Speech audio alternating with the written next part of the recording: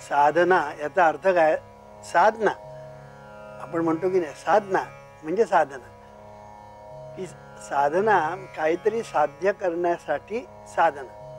मग ते साध्य काय हा प्रश्न निर्माण होतो. मग हे साध्य काय? हे साध्य आता पुष्कळ लोकांना जर विचारलं तर लोक काय सांगतील? आमचं साध्य म्हणजे मोक्ष. दुसरे काय सांगतील? देवाचा साक्षात्कार झाला पाहिजे. तिसरे काय सांगतील? आम्हाला देव प्रसन्न झाला पाहिजे. कळलं की नाही? म्हणजे अशा तऱ्हेने लोक सांगतील. साध्य ज्याला आपण म्हणतो, हे माणूस जन्माला आल्यानंतर त्याचं साध्य आहे. तो जन्माला येतो तोच साध्य घेऊनच घेतो. सहज असं आपण म्हणतो की नाही, तो जन्माला जो येतो तो परमेश्वराला घेऊन येतोच. सहज सहदेव तो परमेश्वराला घेऊन येतोच. शिवाय त्याचं साध्य पण ठरलेलं असतं. त्याचं साध्य पण ठरलेलं असतं. आणि ते साध्य काय? त्याला संबंध जीवन जगायचं असतं. माणूस जन्माला येतो आणि एक दिवस मरतो. जन्माला माणूस येतो आणि एक दिवस तो मरतो. जन्म आणि मरण याच्यामध्ये जीवन. जन्म आणि मरण याच्यामध्ये जीवन. आता हे जीवन आपल्याला जगायचं आहे. कसं जगायचं आहे? सुखी, यशस्वी आणि समृद्ध. 3 गोष्टी आहेत. कळलं की नाही? सुखी, यशस्वी आणि समृद्ध असं जीवन आपल्याला जगायचं आहे. आणि हेच आपलं खरं उद्दिष्ट आहे. आपल्या मानवी जीवनाचं, जन्माला आलेल्या प्रत्येक माणसाचं हेच उद्दिष्ट आहे. त्याला सुख पाहिजे, त्याला समृद्धी पाहिजे आणि त्याला यश पाहिजे. 3 गोष्टी त्याला पाहिजेच माणसाला.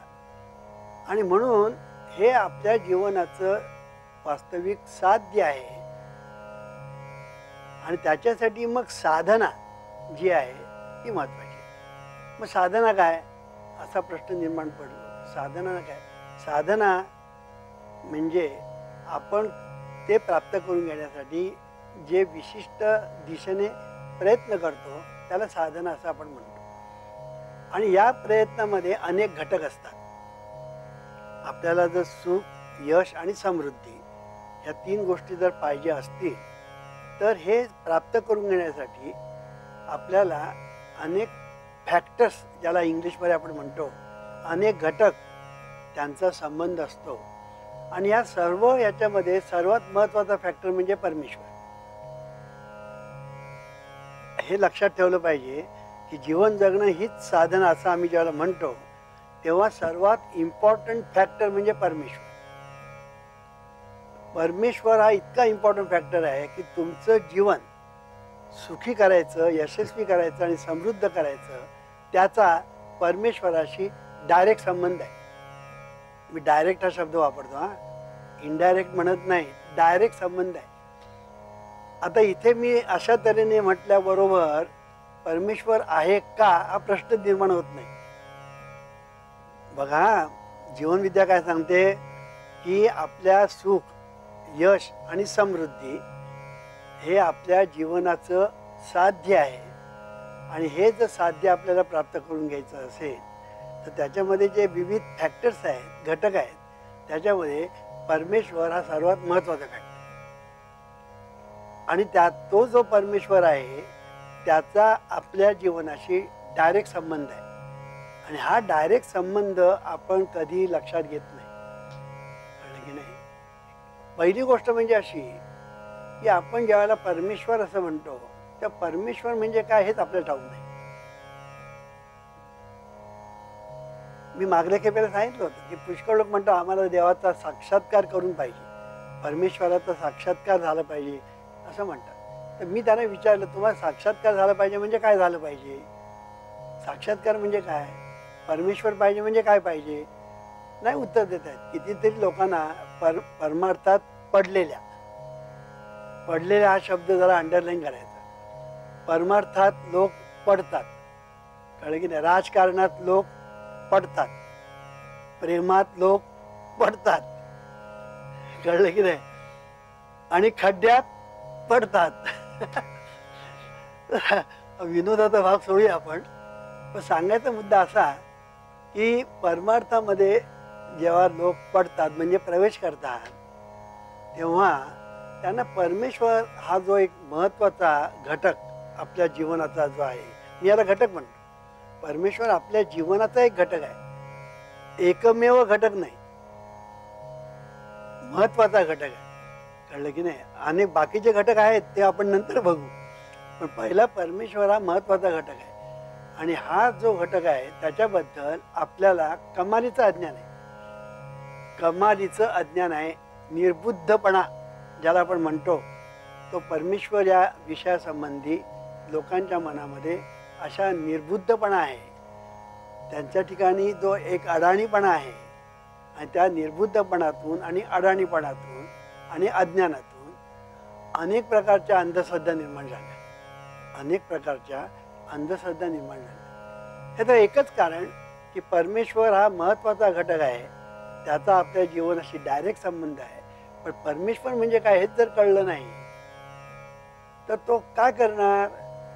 त्याचा संबंध आपला काय हेच जर समजलं नाही तर तो संबंध ठेवणार कसा? आणि म्हणून नवरा आणि बायकोचा संबंध एकदा जडल्यानंतर मग संबंध ठेवण्याचा आणि का तो वाढवणं वगैरे हा नंतरचा प्रश्न येतो. तसं परमेश्वराचा संबंध जो आहे आणि हा जो संबंध जो आहे हा जर आपल्याला जर नीट समजला नाही आणि परमेश्वर म्हणजे काय हे जर कळलं नाही तर हा महत्त्वाचा फॅक्टर म्हणजे घटक त्याच्याकडे आपलं दुर्लक्ष होतं. आज अशी परिस्थिती आहे की परमेश्वर म्हणजे एक हवेतल्या गोष्टी म्हणतो ना आपण, त्यापैकी झालेलं आहे.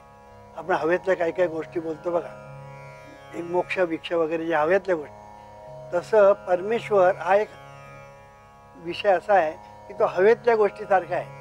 कळलं की नाही? अगद्या राजकारणाच्या भाषेत सांगायचं म्हणजे सेक्युलरिझम हा जो शब्द आहे ना तो हवेतला शब्द आहे. सेक्युलरिझम म्हणजे काय विचारलं ना धड कोणी सांगत नाही आणि जे सांगतात ते चुकीचं सांगतात. कळलं की नाही? हवेतला शब्द आहे तो. सेक्युलरिझम सेक्युलरिझम सेक्युलरिझम बोलत राहायचं. पण सेक्युलरिझम म्हणजे नेमकं काय? एक वेगळं सांगणार, तो म्हणणार सर्व धर्म समभाव म्हणजे सेक्युलरिझम. दुसरा सांगणार धर्माला जीवनात स्थान नाही म्हणजे सेक्युलरिझम वगैरे वगैरे असं निम्न अर्थ प्रत्येकजण सांगतो. म्हणजे याचा अर्थ काय? याचा अर्थ असा की सेक्युलरिझमबद्दल आपण खूप बोलतो, पण सेक्युलरिझम म्हणजे काय विचारलं तर कोणाला माहीत नाही. मग जीवनविद्या काय सांगते सेक्युलरिझमबद्दल? आता विषय आला म्हणून सांगतो, त्याच्याशी आपला काही संबंध नाही म्हटलं तर आहे, नाही आणि आहे दोन्ही आहे. कारण जीवनविद्येचा जीवनाशी संबंध आहे आणि म्हणून सगळ्याशी संबंध जीवनविद्येचा येतो. आता सेक्युलरिझम म्हणजे जीवनविद्या काय सांगते? जीवनविद्या असं सांगते की धर्माचं स्थान फक्त घरात आणि प्रार्थनास्थळी, अन्य कुठेही धर्म येता कामा नये. आमचा सेक्युलरिझम हा आहे. जीवनविद्येचा सेक्युलरिझम काय सांगतो की धर्म हा फक्त घरात आणि प्रार्थनास्थळी, या व्यतिरिक्त धर्म नावाची गोष्ट जीवनाच्या अन्य क्षेत्रामध्ये येता कामा नये.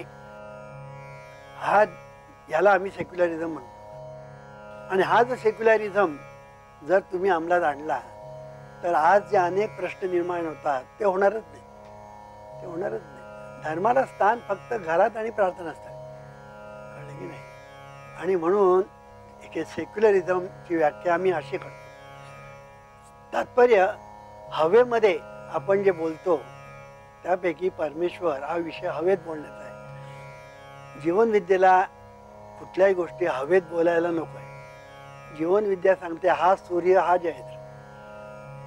जीवनविद्येचं जे तत्वज्ञान आहे त्याचं जे वैशिष्ट्य आहे ना ते हे आहे की हा सूर्य हा जयद्र. कळलं की नाही? इथे तर्क कुतर्क वगैरे वगैरे गोष्टी नाही, अनुमान वगैरे गोष्टी नाही. हा सूर्य हा जयद्र हा जीवनविद्येचा सिद्धांत आहे. आणि म्हणून परमेश्वर हा जो विषय आहे तो आपण बारकाईने पाहिल्याशिवाय परमेश्वर म्हणजे काय समजणार नाही. परमेश्वराशी संबंध ठेवायचा म्हणजे काय ते कळणार नाही. संबंध ठेवल्याने त्याच्यातून काय निर्माण होतं ते कळणार नाही. आणि म्हणून परमेश्वराविषयी हा पहिला आपण महत्त्वाचा फॅक्टर म्हणून घेतलेला आहे. मी मागल्या खेपेला सांगितलं होतं की परमेश्वर कसा आहे, अत्यंत सूक्ष्म आहे. किती सूक्ष्म आहे, अत्यंत सूक्ष्म. पण त्याचबरोबर परमेश्वर अतिशय व्यापक आहे. कळलं की नाही? अतिशय व्यापक आहे. थोडक्यात आपण परमेश्वराला सहज पाहू शकतो. आपण परमेश्वराला सहज पाहू शकतो म्हणजे अनुभवू शकतो. पाहू शकतो याचा अर्थ अनुभवू शकतो. आणि पाहता पण येतं, पण ते वेगळ्या अर्थाने. ते आपण नंतर बघू. पण हा जो सूक्ष्म स्वरूप असा जो परमेश्वर आहे, हा किती सूक्ष्म आहे की त्याच्यापेक्षा सूक्ष्म या जगात दुसरं नाही. त्याच्यापेक्षा सूक्ष्म या जगात दुसरं काहीही नाही, इतका तो सूक्ष्म आहे. कळलं की नाही? असा हा परमेश्वर जो सूक्ष्म आहे, तो जितका सूक्ष्म आहे तितका तो उघड आहे. म्हणून संत काय सांगतात, सहज असतची. देव कसा आहे? सहज असतची असे, सायासे फुटे नासे. म्हणून सायासे सांडूनी तू त्याला पहा असं म्हटलेलं आहे. कळलं की नाही? की परमेश्वर कसा आहे? सहज असतची असते, सायासे फुटे नासे. काय म्हटलंय? सहज देव असतची असे, तो सहज आहे. सायास जर तुम्ही कराल ना, फुटे नासे म्हणजे तो दूर जातो, तुम्ही हाताला लागत नाही. म्हणून सहज सांडूनी सायासी पडोची नाही. म्हणून सहजपणा आहे जो आहे तो सांडून म्हणजे सोडून सायासी पडोची नाही. हरिपाठामध्ये ज्ञानेश्वर महाराज हेच सांगतात, कैसेनी दैवत प्रसन्न त्वरित उगाराये निवांत शिणसी वाया. सांगितले नाही की नाही? त्यांनी सांगितलं शिणसी वाया. वाया शिणू नकोस, सायास करू नकोस, कष्ट करू नकोस, प्रयास करू नकोस, आणि प्रयागलाही जाण्याची गरज नाही. इतका परमेश्वर सहज आहे, इतका सहज आहे. मग इतका जर परमेश्वर सहज आहे, मग तो आम्हाला का नाही मिळत? तो मिळत नाही. तुम्हाला असं कोणी सांगितलेलं आहे? तुम्हाला मिळत नाही असं कोणी सांगितलेलं आहे? पण तुम्हाला मिळावा अशी तुम्हाला इच्छाच नाहीये. परमेश्वर, मी मगाही सांगितलं, आपण हवेतल्या गोष्टी बोलतो. कळलं की नाही? परमेश्वरी गोष्ट आपण हवेतली बोलतो. त्यामुळे तो मिळवण्यासाठी आणि त्याचं जे रूप आणि स्वरूप आहे त्याबद्दल आपल्याला काही कल्पनाच नाही आहे, कोणी करूनही देत नाही. आज परमार्थाच्या क्षेत्रामध्ये जो गोंधळ आहे, तो गोंधळ राजकारणात पण नाही. राजकारणात सर्वात मोठा गोंधळ आहे, सगळ्यात गोंधळ राजकारणात. पण त्याच्याही पेक्षा अधिक गोंधळ परमार्थात आहे. कळलं की नाही? म्हणजे गोंधळी सुद्धा गोंधळ घालणार नाही, इतका प्रचंड गोंधळ या परमार्थाच्या क्षेत्रामध्ये आहे. आणि म्हणून परमार्थाच्या क्षेत्रामध्ये अंधश्रद्धा, अज्ञान, चुकीच्या कल्पना, चुकीच्या भावना, मग त्याच्यातून होणारा उद्रेक, त्याच्यातून होणारे दंगेधोपे, त्याच्यातून होणारे लढाया, त्याच्यातून होणारे युद्ध, हा सगळा जो प्रकार आहे ना, हा वेड्यांचा बाजार. हा सगळा जो प्रकार आहे ना, तो वेड्यांचा बाजार आहे. म्हणून हा जग म्हणजे काय? जग म्हणजे वेड्यांचा बाजार आहे असं जीवन विधान. जग म्हणजे वेड्यांचा बाजार, म्हणजे मनोरुग्ण म्हणतो ना आपण, मनोरुग्ण. जगामध्ये मनोरुग्ण लोक फार आहेत. जे खरोखरच मनाने ज्यांना आरोग्य आहे असे लोक फार थोडे आहेत. पण मनोरुग्ण ज्याला म्हणतात ते लोक जगात फार आहेत. आता परवा एका भावाने दुसऱ्या भावाला गोळी घातली, मनोरुग्ण म्हणून घातली ना. एक भाऊ दुसऱ्या भावाला गोळी घालतो, तो मनोरुग्ण होता म्हणून त्याने गोळी घातली. तो जर मनोरुग्ण नसता तर गोळी घातली नसती. हिटलरनी जे काही केलं मनोरुग्ण होता.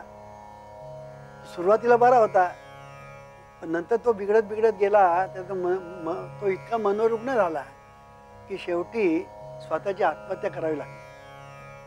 त्याने स्वतःची आत्महत्या स्वतःच्या पिस्तुलाने केली. इथे एक भाऊ दुसऱ्या भावाला गोळी घालतो, पण इथे स्वतःची आत्महत्या, त्याने स्वतःला गोळी घातली. कोणी? हिटलर मनोरुग्ण होता, स्टॅलिन मनोरुग्ण होता. कळलं की नाही? हे सगळे मनोरुग्ण असतात.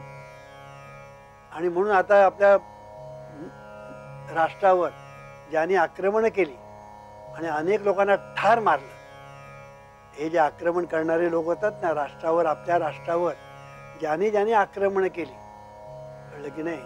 मग ती अफगाणिस्तानातून म्हणा, मंगोलियातून म्हणा, किंवा तुर्कस्तानातून म्हणा, किंवा इंग्लंड, पोर्तुगाल तिथून म्हणा, फ्रान्स, या सगळ्यांनी आपल्यावर जे अत्याचार केले ते कशाचं लक्षण? मनोरुग्णाचंच लक्षण. हे मनोरुग्णाचंच लक्षण. म्हणून जीवनविद्या असं सांगते. बघा, भारतीय संस्कृतीमध्ये असे अत्याचार कोणी केलेले नाही. तुम्ही भारतीय संस्कृतीचा इतिहास बघा. भारताने कोणावरही आक्रमण केलं नाही. धर्मांतर करण्यासाठी भारतीय संस्कृतीने कोणालाही जबरदस्ती केली नाही, कोणालाही ठार मारलं नाही, कोणाचा छळ केला नाही, कोणाला जाळलं नाही. हे भारतीय संस्कृतीचं लक्षण. भारतीय संस्कृती सर्वात श्रेष्ठ असं आम्ही जे म्हणतो त्याचं कारण हे आहे की भारतीय संस्कृतीने कोणावरही आणि अन्याय केला नाही. उलट बाहेरच्या लोकांना या म्हणून त्यांना आपल्या राष्ट्रामध्ये चांगलं मानाचं स्थान दिलं. पारशी लोक आपण म्हणतो बघा, ते इराणमधून आले पारशी लोक. हे जे इराणमधून जे पारशी लोक आले त्यांना सर्व ठिकाणी सर्वांनी पळो की सळो करून टाकलं. पण ते स्थिर झाले हिंदुस्थानात. आणि हिंदुस्थानात ते सुखात समाधानेच जगले. ज्यू समाज जो आहे तो हिंदुस्थानामध्ये सुखात समाधानच जगतो, पण इतर कुठेही गेला ना की त्यांचा छळ. हे कशाचं लक्षण आहे? भारतीय संस्कृतीचं लक्षण आहे. कळलं की नाही? तेव्हा सांगायचा मुद्दा असा की ज्याला आपण परमेश्वर असं आपण म्हणतो, हा परमेश्वर जर समजला नाही तर सगळा गोंधळ. कळलं की नाही? सगळा गोंधळ. आणि म्हणून परमेश्वर हा विषय जर समजायचा असेल तर पहिली गोष्ट म्हणजे तो असा विषयच नाही आहे की तो आपल्याला उपलब्ध नाही. परमेश्वर तुम्हाला सहज उपलब्ध आहे. आता या क्षणाला सुद्धा सहज असतची असे, सायासे फुटे नासे, म्हणून सहज सांडोनी सायासी पडोची नाही. किती सुंदर सांगितलंय संतांनी की परमेश्वर सहज आहे. आणि हा सहज कसा आहे? किती तो सहज आहे की त्याच्यातून आपण सगळे व्यवहार करतो. उठणं, बसणं, खाणं, पिणं. एके ठिकाणी जनाबाईने फार सुंदर म्हटलंय, देव खाते, देव पिते, देवावरी मी निजते. कोण म्हणतं? जनाबाई. कळलं की नाही? काय सुंदर म्हणजे देवाबद्दल बोलत असताना तो किती सुलभ आहे, तो किती सहज आहे हे जनाबाई सांगते. याचं कारण का? की हा जो परमेश्वर ज्याला आपण म्हणतो हा सहज आहे, तो सहज सुलभ आहे. आपण आज त्याच्यामध्ये आहोत, त्याच्यात व्यवहार करतो आहोत. उठणं, बसणं, खाणं, पिणं सगळं त्याच्यात. आणि तरी आपण म्हणतो देव आहे कुठे, परमेश्वर आहे कुठे? मी एकदा उदाहरण दिलं होतं, ते पुन्हा सांगतो. पाण्यामध्ये मासा असतो. तो मासा कुठेही गेला ना तरी पाण्यात. त्याला पाण्याचा शोध करायला पाहिजे का? अहो, मला पाण्याचा साक्षात्कार झाला पाहिजे असं जर एखादा मासा म्हणेल तर त्याला ठाण्याच्या हॉस्पिटलमध्ये नेलं पाहिजे. एखादा मासा म्हणेल, त्याला जो वाचा फुटली असं धरूया, मला पाण्याचा साक्षात्कार झाला पाहिजे. कळलं की नाही? पाणी मला प्रसन्न झालं पाहिजे. कळलं की नाही? मला पाण्याची भेट झाली पाहिजे. अरे गाढव, तू पाण्यातच आहेस, आता तू कोणाला भेटणार आणि कोणाचा साक्षात्कार? तर सांगायचा मुद्दा असा, अरे तू पाण्यातच आहेस, पाण्यात तुझं बसणं, उठणं, खाणं, पिणं सगळं पाण्यात आहे. तू जाशील तिकडे पाणी आहे आणि तू म्हणतो मला पाण्याचा शोध करायचा आहे. आता पाण्याचा शोध करायला जर मासा निघाला तर तुम्ही काय म्हणणार? मासा आणि माणूस किती फरक आहे बघा, सोड आहे. मासा आणि माणूस, कळलं की नाही? मासा कुठेही गेला तरी पाण्यात, तसा माणूस कुठेही गेला तरी देवात. देवात म्हणजे परमेश्वरात. आता परमेश्वर देव यात समानार्थी शब्द आपण सध्या वापरूया, त्यात थोडा फरक आहे तो नंतर बघू. पण माणूस कुठेही गेला तरी तो परमेश्वरात, देवात. कुठे गेला तरी त्याचं बसणं खाणं पिणं देवात म्हणजे परमेश्वर. असं असून सुद्धा आपण म्हणतो आम्हाला परमेश्वराचा साक्षात्कार झाला. मासा पाण्यात आहे आणि पाण्याचा शोध करतो असं आपण धरू, आणि माणूस हा देवात आहे आणि देवाचा शोध करतो. तिकडे त्याला पाणी पाहिजे असतं, इथे चक्र पाणी, कळलं की नाही? इथे चक्र पाणी. म्हणून आपण जिथे जाऊ तिथे चक्र पाणी आपल्या बरोबर. म्हणून सहज सह देव असं म्हणतो ना, देव आपल्या सदोदित आहे, कळलं की नाही? कुठे जाल तिकडे तो आहे, कुठे जाल तिकडे तो आहे. जेथे जातो तेथे तू माझा सांगाती. हे फक्त तुकाराम महाराजांना नाही, आपल्याला पण तेच आहे. पण तुकाराम महाराजांनी ते ओळखलं, आम्ही ते ओळखलं नाही. मग आता हे ओळखायचं का न ओळखायचं हे कोणी ठरवायचं?